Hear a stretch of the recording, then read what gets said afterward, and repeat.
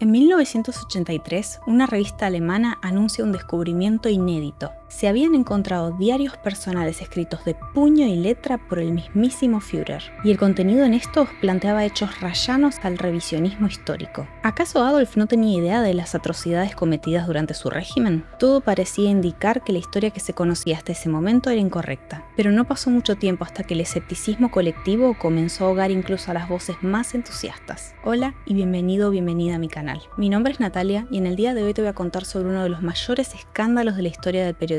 Como siempre, las traducciones de todos los artículos y documentos oficiales que usé para hacer este guión las hice yo misma porque soy traductora. Por otro lado, quiero aclarar que en muchos momentos me voy a referir al líder del régimen alemán por su primer nombre, Adolf, para evitar enojar al algoritmo sin recurrir a apodos como el señor del bigote o el pintor austríaco, ya que la idea no es convertir el video en una historia de comedia, aunque muchas de las cosas que te voy a contar sean terriblemente bizarras. Así que con esto dicho, ahora sí, comencemos con la historia.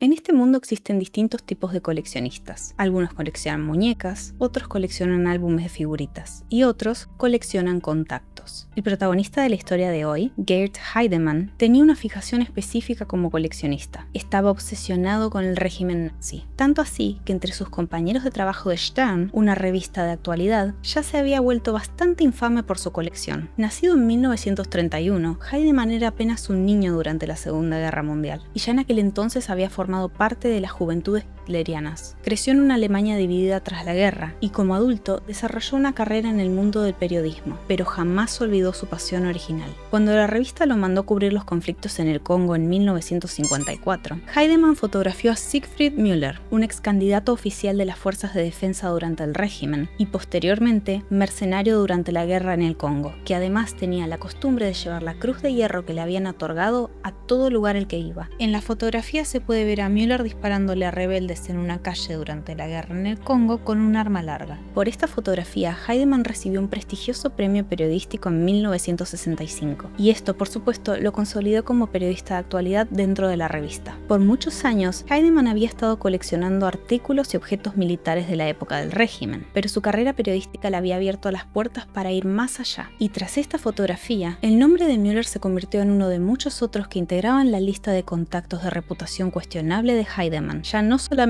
como parte de su carrera periodística, sino también en su vida personal. Cuanto más oscuro era el pasado del sujeto en cuestión, cuanto más alto hubiese sido su cargo en el régimen, más parecía atraer el interés de Heidemann por mantenerlo en su círculo, a tal punto que cuando Gerd se casó, invitó a Karl Wolf, un alto oficial de la SS y miembro de la dieta parlamentaria de aquel entonces, para que fuera su padrino de boda. En 1973 no fue sorpresa para nadie cuando la revista lo mandó a cubrir la historia de un yate, el Karin II, que estaba en pésimo estado, pero cuya construcción había sido encargada por Hermann Göring, un comandante de la Fuerza Aérea del régimen. Ante semejante oportunidad, Heidemann terminó gastándose una fortuna para comprar el yate y restaurarlo a su gloria original. Y como el yate no fue suficiente, también empezó un amorío con la hija de Göring, Eda, y gracias a ella, por supuesto, también se hizo con muchos otros contactos que habían estado vinculados con el régimen nazi. El camino que transitaba Heidemann era claro, y por eso no resulta descabellado decir que no sería otra cosa sino esta obsesión con el régimen, el pasado oscuro de Alemania y sus protagonistas, lo que finalmente lo llevaría a la ruina. Pero antes de llegar a eso, hay que hablar del segundo protagonista de esta historia, Konrad Kujau. En el mundo de un coleccionista no hay persona más fundamental y codiciada que un vendedor de antigüedades.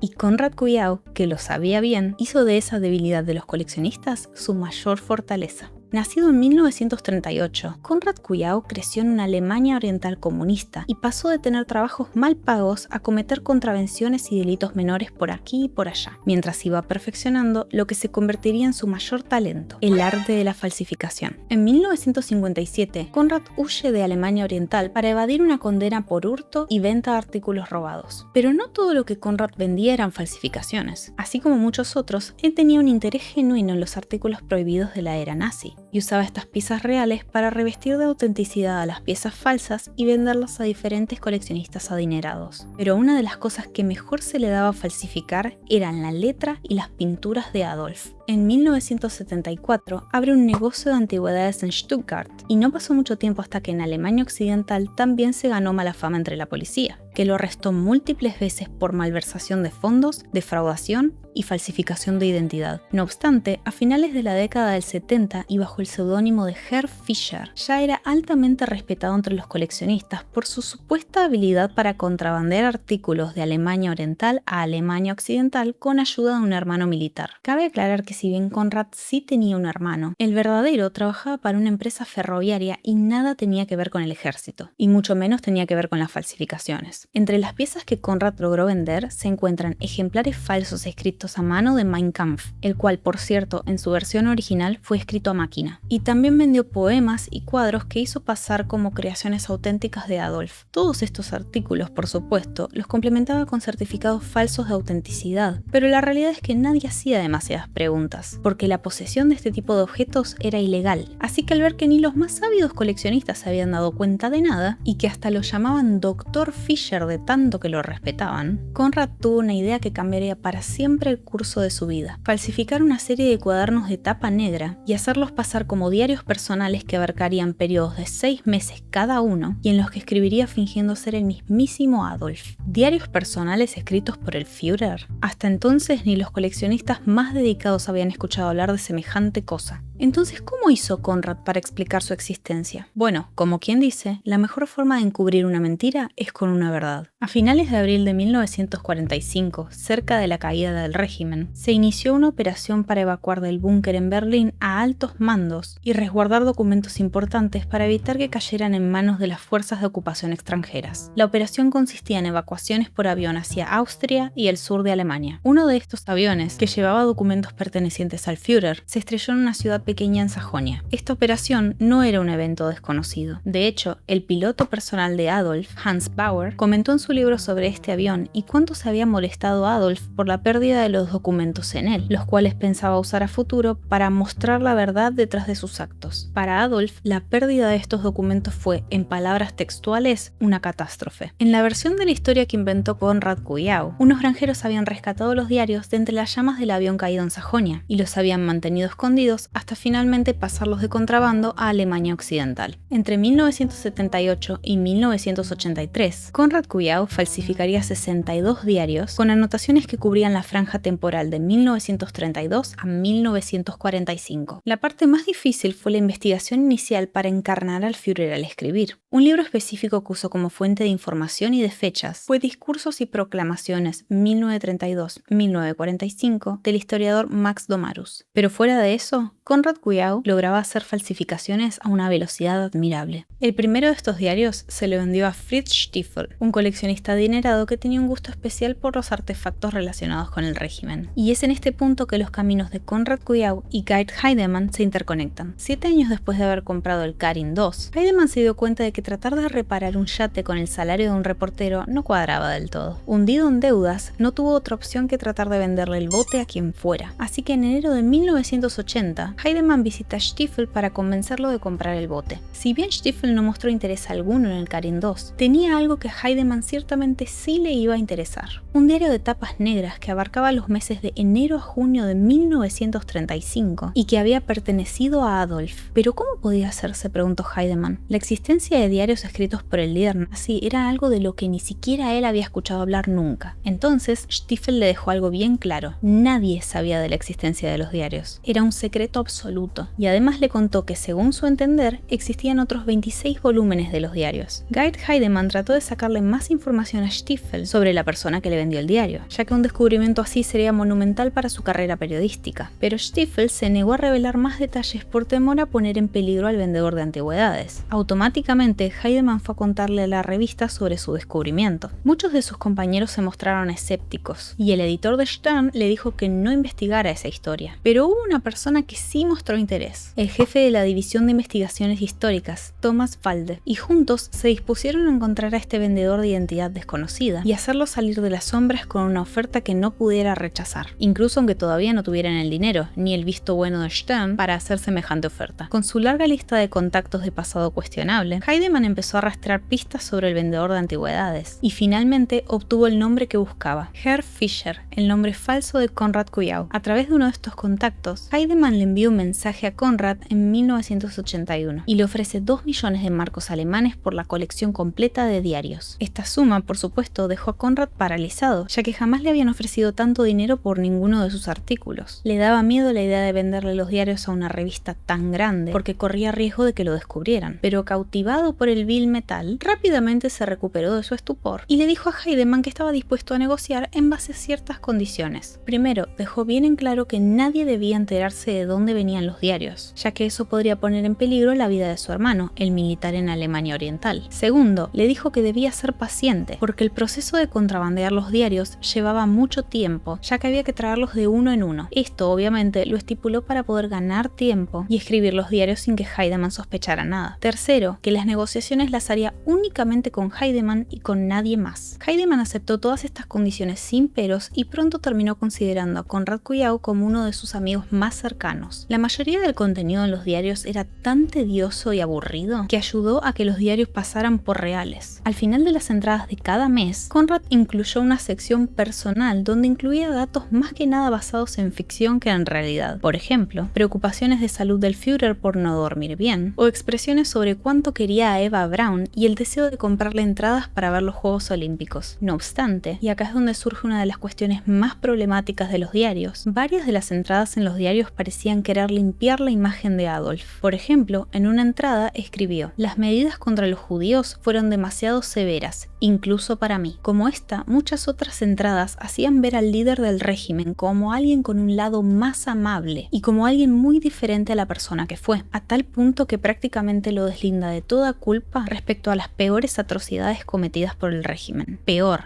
en base a estas entradas, uno llegaría a creer que el líder nazi ni siquiera sabía lo que era el Holocausto. Luego de investigar, Konrad redactaba un boceto en lápiz y luego escribía con tinta en los diarios en un lapso de 4 horas. En general, cada volumen tenía unas 1000 palabras escritas con una tipografía antigua, bastante complicada de leer. Para que las páginas parecieran más viejas y maltratadas, Konrad las teñía con té y las marcaba. Y en la portada de cada diario pegaba las iniciales AH en letra gótica, o al menos eso creyó él, porque en realidad se confundió la F con la A, así que todos los diarios en realidad decían FH, pero por suerte para él nadie se dio cuenta de nada, ni siquiera los peritos calígrafos contratados por la revista. Mientras Heidemann iba haciéndose con los diarios, a los peritos calígrafos solamente les dieron algunas páginas de los cuadernos para que pudieran constatar su autenticidad. Con los diarios en mano, la dirigencia de la revista Stern estaba totalmente comprometida a tener la exclusiva sobre su existencia y a monopolizar el poder para vender los derechos de publicación a quienes quisieran, y por eso reservaron el conocimiento a un grupo selecto de personas. El sector editorial, no obstante, no se enteró sino hasta meses después de iniciadas las negociaciones, y para cuando supieron de las negociaciones, asumieron que los diarios debían ser reales, porque solo eso podía justificar la inversión tan grande que estaba haciendo la revista. Tras una inversión de más de 9 millones de marcos alemanes, los diarios fueron resguardados en una bóveda en Suiza. De no haberse obsesionado con el secretismo y haber contratado a un historiador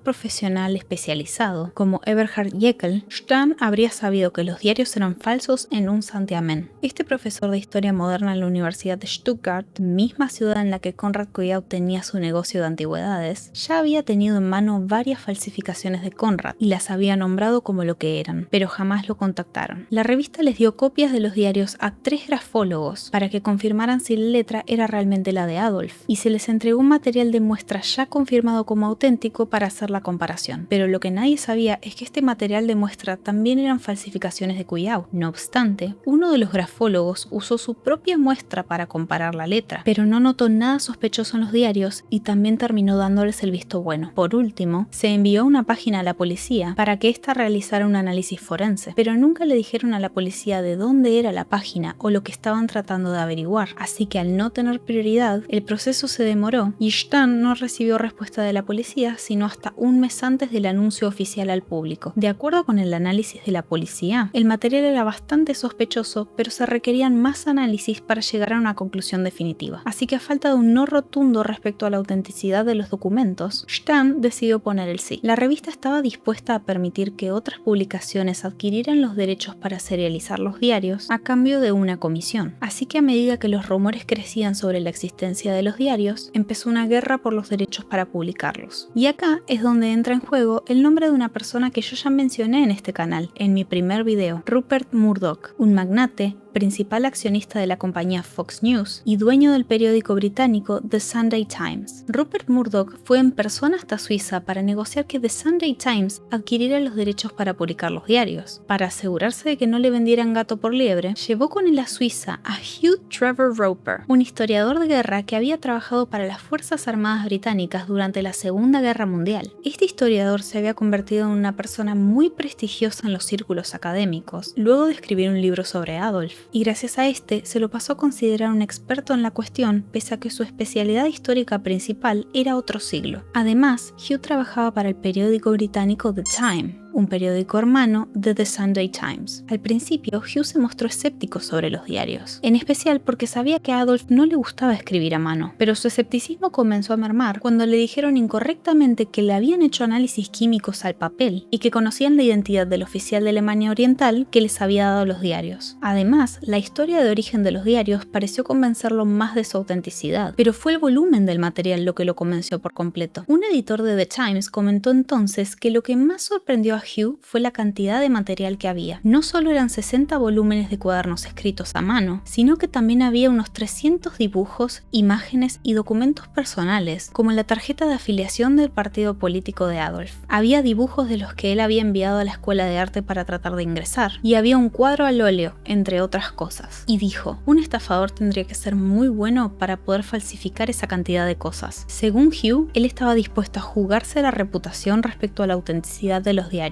y escribió un artículo para The Times en el que aseguró que en base al contenido en ellos, muchos eventos históricos tendrían que reevaluarse. Mientras Rupert Murdoch peleaba por quedarse con los derechos, sus trabajadores en The Sunday Times miraban de soslayo la cuestión de los diarios. ¿Por qué? Bueno, porque en 1968 ellos ya habían tenido problemas con otros diarios supuestamente pertenecientes a Benito Mussolini y que el propio hijo de Mussolini había asegurado que eran reales, pero al final resultaron ser falsificaciones fabricadas por un par de señoras. De todas formas, el trato entre Murdoch y la revista Stern se concretó. Ambos medios harían anuncios en simultáneo y los diarios comenzarían a publicarse. Ante la nube de dudas que no parecía disiparse y con tantas cosas a nivel personal en juego, Heidemann fue directamente y le preguntó a Konrad Kuyau si los diarios eran reales o no. Y este, por supuesto, le juró y perjuró que sí. Y más le valía a Heidemann que así fuera, porque la revista le había prometido un 6% de ganancias en regalías y un 36% del dinero de las ventas, y además ya le venían pagando bonificaciones para premiarlo por su trabajo. Hasta entonces, las maletas llenas de dinero de Stern las había recibido Konrad, pero ahora le tocaba a Heidemann ganar también, y cuantas más maletas llegaban, curiosamente más diarios aparecían, así, de la nada, en las manos de Konrad. Pero Heidemann también tenía un secretito. Desde el principio, él había estado inflando los precios de los diarios a Stern para poder quedarse un guardadito en cada transacción. Los diarios que al principio costaban 85.000 marcos la unidad pasaron a costar 200.000, y básicamente Heidemann llevaba años robándole a su empleador, dándose una vida de lujos, cruceros en primera clase, autos nuevos y muchísimos más coleccionables de la era nazi, que en su mayoría eran falsificaciones. Hasta hizo averiguaciones para tratar de comprarse la casa de la infancia de Adolf, y obviamente algunos se preguntaron de dónde estaba saliendo el dinero para financiar esa vida, pero Stern no le prestó mucha atención. Heidemann era su estrella y nada más importaba. El 25 de abril de 1983, la revista Stern hace una conferencia de prensa y anuncia que tiene en su poder una colección de 62 diarios escritos de puño y letra por Adolf Hitler.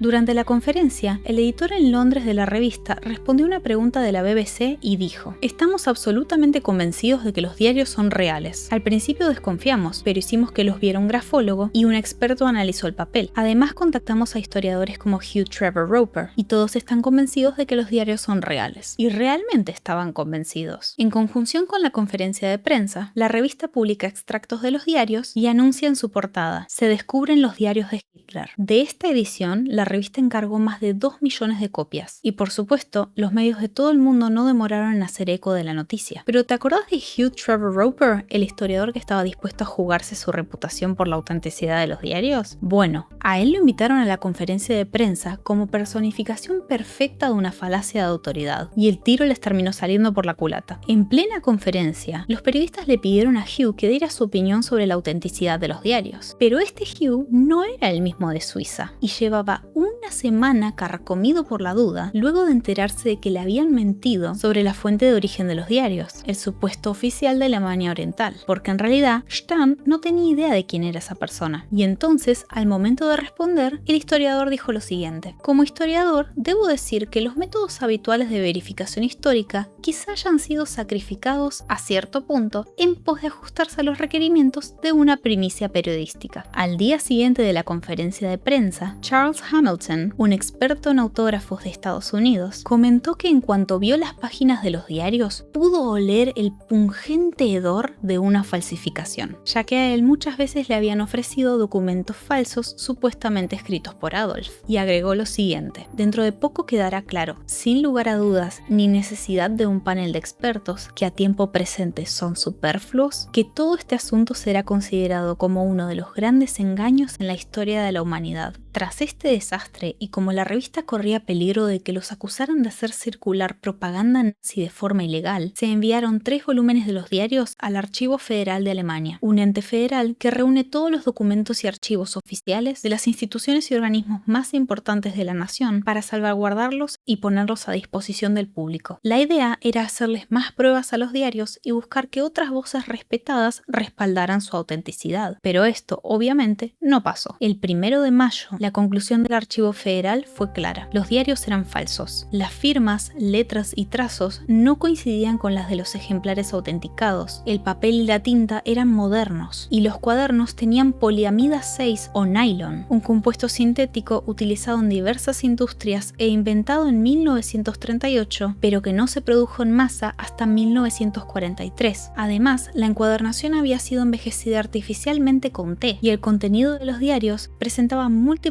errores históricos, en especial cuando se mencionaban cosas que Adolf no habría tenido manera de saber. Por supuesto, también se descubrió el error en las iniciales en letra gótica, que decían FH en vez de AH, y se descubrió de qué libros había estado copiándose Konrad Kuyau para fingir ser Adolf. En pánico absoluto, la revista envió otros 15 diarios al Archivo Federal para que los examinaran. Como era de esperarse, estos también eran falsos, y así lo confirmó el ente federal el 6 de mayo de 1983. Pero como si todo eso no fuera suficiente, exoficiales que habían integrado el círculo de Adolf confirmaron que este jamás había escrito un diario, mucho menos al final de la guerra, no solo porque no tenía tiempo para esas cosas, sino porque luego de la Operación Valkyria en 1944 para derrocarlo, había perdido la capacidad de escribir con su mano dominante. Esto fue un escándalo a nivel mundial. Una vez que se supo todo esto, Stahn no tuvo otra opción más que admitir que los habían timado y disculparse con el público. The Sunday Times también publicó una disculpa y detuvo la publicación de los diarios. Detrás de escena, a Heidemann lo presionaron para que dijera quién le había dado los diarios, y la identidad de Konrad Kuyau finalmente quedó expuesta. Este último, no obstante, ya se había escapado a Austria. Como mencioné previamente, el trato entre Heidemann y Kuyau era por 2 millones de marcos. Sin embargo, Heidemann logró sacarle a Stahn más de 9 millones de marcos. Cuando Konrad Kuyau se enteró que Heidemann había ganado más dinero que él con la estafa, se indignó tanto que terminó entregándose voluntariamente a las autoridades en la frontera con Austria para asegurarse de que Heidemann cayera con él. Para probar sin lugar a dudas que él había falsificado los diarios, escribió su confesión con la misma letra que había usado para falsificarlos, y declaró que Heidemann siempre estuvo al tanto de que los diarios eran falsos. Heidemann, Kuyau y su esposa Edith, que lo ayudaban en el comercio de artículos robados, fueron arrestados y enjuiciados por estafa en 1984. El juicio no se centró en si los diarios eran falsos o no, ya que de eso no había duda alguna, era obvio que eran falsos. Pero el tema era ver quién era responsable, quién no, quién sabía, quién había tenido la idea. Durante el juicio, a Heidemann se lo acusó de haberle robado 1.700.000 marcos a la revista Stahn, y a Kuyau lo acusaron de recibir 1.500.000 marcos por los diarios. Del dinero faltante jamás se supo qué pasó, aunque se presupone que con ese dinero Heidemann pagó muchos de los lujos que ya mencioné anteriormente. Durante el juicio, Konrad Kuyau jamás negó haber falsificado falsificado los diarios, pero eso sí, se aseguró de recalcar que Heidemann siempre supo que los diarios eran falsos y que por ende también estaba al tanto de la estafa. Según Heidemann, esto no fue así, e insistió en que él también había sido estafado. Además, el abogado de Conrad desvió la culpa hacia la revista y acusó a sus responsables de no haberse asegurado al 100% de que los diarios fueran auténticos, porque les importaba más mejorar la imagen pública de Adolf y maximizar sus ganancias. Los abogados de Heidemann también le echaron la culpa a la revista, y básicamente, aunque Stern era la víctima, el nivel de negligencia e ingenuidad había sido tal que el juez consideró que la revista prácticamente había sido cómplice del fraude. Al final, a los tres se los declaró culpables. A la esposa de Conrad le dieron libertad condicional, pero a él y a Heidemann los condenaron a más de 4 años de cárcel. La revista Stern sufrió pérdidas por unos 19 millones de marcos alemanes a causa de la estafa. En estas cifras se incluye el dinero que Heidemann les estafó, las bonificaciones que le pagaban por su trabajo, los costos de cancelar todas las ediciones especiales que tenían planeadas para dedicarle a los diarios y la compensación económica que le tuvieron que pagar a 2 de sus editores tras echarlos luego del escándalo. El historiador Hugh Trevor Roper quedó en ridículo una vez que se confirmó que los diarios eran falsos. Su legado como experto quedó arruinado y su reputación jamás se recuperó. El arrepentimiento por esta equivocación, por supuesto, lo atormentó hasta el final de su vida. En 2012, Rupert Murdoch asumió la culpa de haber presionado a los trabajadores de The Sunday Times para publicar la historia, porque estos le habían advertido que no lo hiciera, y dijo lo siguiente: ese error es uno con el cual tendré que vivir por el resto de mi vida. Sin embargo, Rupert Murdoch no tuvo que lamentar pérdidas monetarias, ya que en su trato con la revista Stern se había estipulado que en caso de que los diarios resultaran ser falsos, todo el dinero que invirtió le sería devuelto. Este escándalo dejó por los suelos la credibilidad del periodismo alemán, en especial de la revista Stern, y sirvió como ejemplo admonitorio de lo que pasa cuando los medios priorizan una primicia por sobre la autenticidad histórica. Y es seguro decir que desde ese momento, ningún otro manuscrito fue recibido con la misma confianza e ingenuidad. En 1988, y luego de pasar 3 años en la cárcel, Konrad Kujau queda libre para tratar un cáncer de estómago. Luego de eso, se dedicó a seguir cometiendo delitos menores y abrió una galería donde vendía sus falsificaciones genuinas de cuadros pintados por Van Gogh, Dalí, Monet y por supuesto por Adolf. Todos ellos los firmaba tanto con su nombre como con el nombre del artista original y los vendía por miles de dólares. Konrad también incursionó en la política y se postuló para ser alcalde, pero por suerte para la ciudad no ganó y falleció en el año 2000 a la edad de 62 años. En 2013, en el aniversario número 30 del escándalo, la revista Stern donó los diarios de Adolf al Archivo Federal de Alemania y expresó que estos documentos tienen una gran importancia para la historia de la prensa. En cuanto a Heidemann, terminó hundido en la pobreza, ahogado en deudas y sobreviviendo únicamente de prestaciones sociales, y falleció en 2024 a la edad de 93 años. En 1998, alguien trató de hacerse pasar por Konrad y lanzó un libro titulado La originalidad de la falsificación. Kujau denunció que se trataba de un fraude y exclamó que él no había escrito ni un renglón de ese libro. Al parecer, el gustito por las estafas corría en la familia, porque a una sobrina nieta de Kujau, Petra, la imputaron por vender falsificaciones de los cuadros falsificados de Kujau. Lo que Petra hacía era comprar cuadros al óleo de escuelas de arte en Asia por alrededor de 10 euros. Falsificaba la firma de Kujau y vendía esas mismas piezas por hasta 3.500 euros. A día de hoy no se sabe si Heidemann y Kujau fueron cómplices o no, pero todo este caso dio lugar a varias teorías conspirativas, y yo no tengo por costumbre hablar de esas cosas, pero ya vas a ver por qué esta vez decidí hacer una excepción. La primera teoría conspirativa es que el engaño fue parte de una operación para reunir dinero para pagar las pensiones de exmiembros de la SS. Esta teoría la planteó The Sunday Times en 1983. La segunda teoría es que todo esto fue cosa de la CIA, que usó el engaño para desviar la atención del despliegue de misiles estadounidenses en territorio alemán. Esta teoría la planteó Radio Moscú. La tercera teoría es que todo esto fue obra del gobierno de Alemania Oriental. Se dijo que los diarios se habían fabricado allí en una fábrica de falsificaciones, y esta teoría se reavivó en 2002 cuando se reveló un archivo de la Policía Secreta y Servicio de Inteligencia de Alemania Oriental, porque este era sobre sobre Geert Heidemann, y en este archivo se revelaba que lo habían reclutado en 1953 y le habían pagado para conseguir información sobre los objetivos militares e instalaciones del servicio secreto, en especial del de Inglaterra. Según el archivo, Heidemann estuvo activo hasta 1986. Sin embargo, no se sabe si su papel en el escándalo tuvo que ver con algún tipo de actividad relacionada con esto. Heidemann siempre negó haber sido un espía o un doble agente, pero creerle o no, queda en vos. ¿Qué te pareció esta historia? ¿La conocías? ¿Es la primera vez que escuchas hablar de estos diarios? La verdad, a mí me encantó investigar de esta historia. A mí me encanta todo lo que es Segunda Guerra Mundial, pero quizá con el formato del canal a como es hoy en día me cuesta un poco encontrar la temática específica para poder hablar de eso en específico. Y cuando un amigo me consiguió el dato sobre este tema, dije, acá es, voy a hablar de esto. Así que bueno, espero que te haya gustado. Contame qué pensás y déjame tu opinión en los comentarios. Muchísimas gracias por haber llegado hasta acá. Si te interesan más historias como esta, suscríbete para no perderte ninguno de mis videos. Y por supuesto te invito a dejar un me gusta y a compartirle este video a alguien que creas que puede interesarle. Y ya está, sin más que decir, nos vemos en el próximo video.